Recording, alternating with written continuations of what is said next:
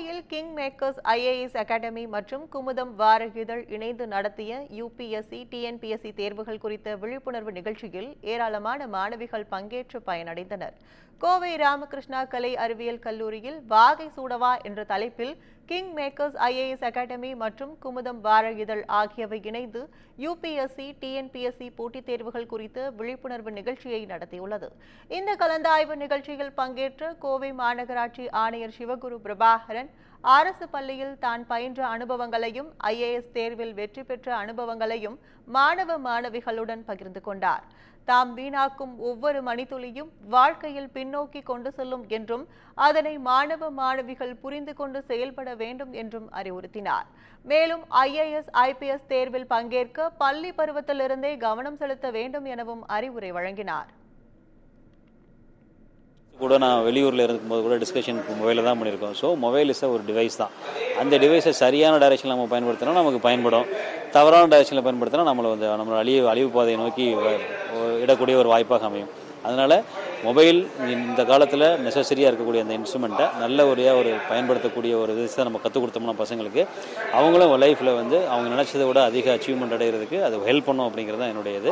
இதை தாண்டி நீங்கள் மற்ற திரையரங்குகள் போகிறது இதெல்லாமே ஒரு மொமெண்ட்ரி. அதெல்லாம் அவங்க பார்த்துட்டு என்ஜாய் பண்ணுறது ரிலாக்ஸ் ஆனாங்கன்னா இன்னும் படிக்கிறதுக்கு உதவக்கூடிய ரிசல்ட் கிடச்சுன்னா தாராளமாக அதை அவங்களே டிசைட் பண்ணணும். அவங்களுக்கு என்ன ரிலாக்ஸேஷன் கொடுக்குது, அவங்களோட அவுட்கம்முக்கு எதை இம்ப்ரூவ் பண்ணுறதுக்கு பேசிக்காக அமையுதோ அதை மாணவர்களே தேடி செல்லக்கூடிய ஒரு வாய்ப்பை கொடுத்தோம்னா அதில் எந்த விதமான பாதிப்பும் வரக்கூடிய வாய்ப்பு இல்லை.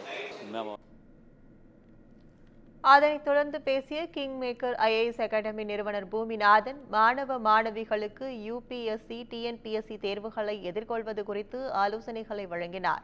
மேலும் மத்திய அரசு பணிகளுக்கு தமிழக மாணவர்கள் அதிகம் ஆர்வம் காட்டுவதில்லை என்றும் இந்திய அளவில் தமிழக மாணவர்களின் ஆர்வம் யுபிஎஸ்சி தேர்வுகளில் குறைவாக இருக்கிறது என கவலை தெரிவித்தார்.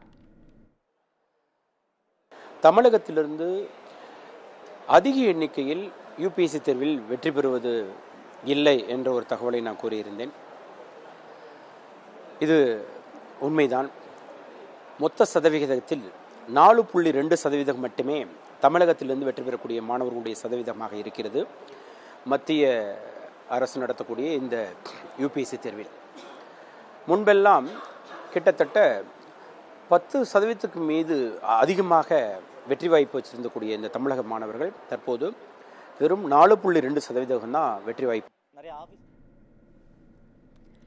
இந்த நிகழ்ச்சி தங்களை ஊக்கப்படுத்தும் விதமாக இருந்ததாகவும் சிவில் சர்வீஸ் தேர்வுகளை மிக எளிமையாக எதிர்கொள்வது எப்படி என்பதை தெரிந்து கொண்டதாகவும் இதில் கலந்து கொண்ட மாணவ மாணவிகள் கூறினர்.